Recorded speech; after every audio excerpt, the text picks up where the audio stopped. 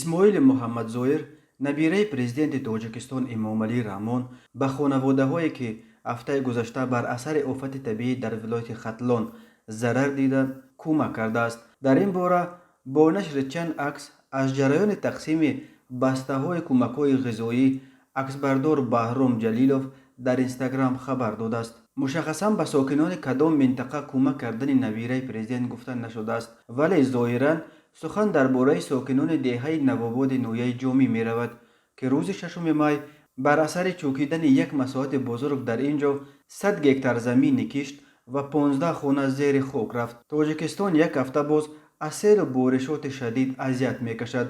рӯзи 11 май бино ба иттилои расмии Кумитаи ҳолатҳои фавқулода бар асари сел дар Тоҷикистон 7 нафар, 3 нафар дар ноҳияи Шамсиддин Шоҳин, 3 нафар дар Кӯлоб ва 1 нафари дигар дар Ҳисор ба ҳалокат расиданд.